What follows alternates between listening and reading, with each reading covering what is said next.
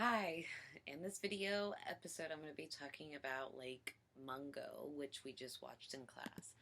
I would like to first give it its categorization. I would say that it falls under psychological horror and supernatural. Also, it is, I want to say mockumentary, but that says it's satire, so it's fake documentary is also its categorization. So, have you seen it? It's the story of a family that loses their daughter in this terrible swimming accident, and it's their subsequent fabrication of the haunting by the son and sort of a way to remember the daughter, which turns into a real investigation into the events of her death and a subsequent actual haunting. And we find out that Alice is actually haunted before she dies about her impending doom. And I have to say that that was actually creepier than most ghost movies that I've seen. The fact that she was hounded by her own death was definitely a creepy element I really appreciated. Having said that, though, I want to talk about the character Alice and how after her death we sort of dive into who she really is. Excuse the pun, after the swimming accident. So this film, it really reminded me of David Lynch's Twin Peaks a lot. The character of Alice Palmer really paralleled Laura Palmer, and I wonder if actually they drew a little inspiration from that iconic character with the similar name and the fact that she died, or was found dead on a beach as well. Also, they're both pretty heterosexual white teens that are found dead, and after investigation into their death, we find out that they are not the all-around good teens they were believed to be in life.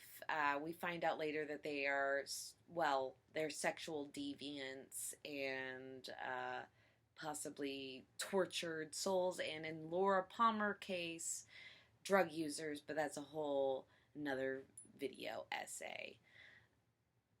So, I want to talk more about Alice. So, horror is supposed to showcase societal anxieties. So, what is the one that we're seeing with Alice?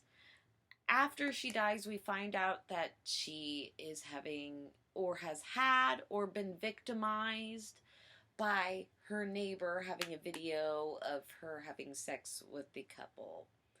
I think this is societal anxieties about young women either being willingly sexual deviants, being sexual in nature, period, or it is a deeply subconscious anxiety of the prevalent sexual assault that young women experience.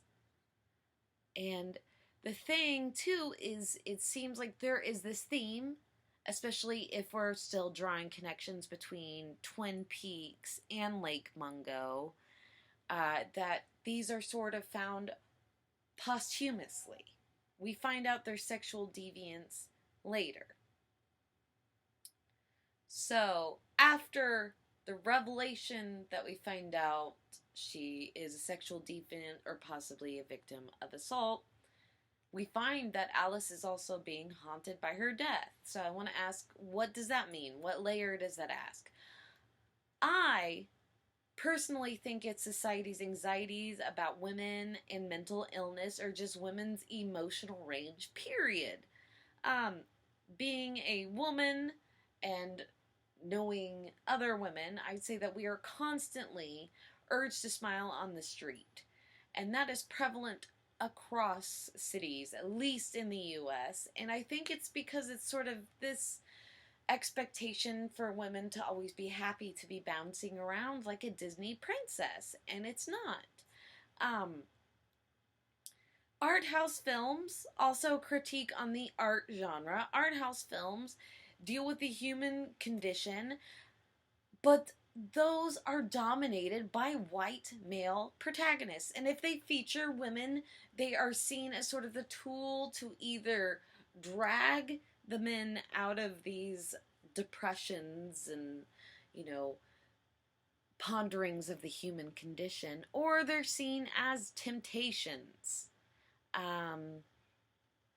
Sort of another way to actually damn themselves. So, women are rarely depicted as tortured characters, which is ridiculous. When our number one killer is men, and I personally don't know one woman who has not been a victim of sexual assault. So women are tortured souls, but in society, we are expected to bounce around like a Disney princess. So, I think this is another way for horror to be showing society's anxiety. Society's anxiety is that women, though they build us up to be Disney princesses, to be these sort of like beautiful suburban housewives, we are actually tortured souls. We are actually prevalent victims of mental illness. We are prevalent victims of sexual assault. So, horror is showing us this sort of thing posthumously because, as Brigid Cherry said, horror can tell us deep things because we expect it to make us feel bad. So this movie is about breaking the saintly view of womanhood and showing us for the tortured souls we truly are.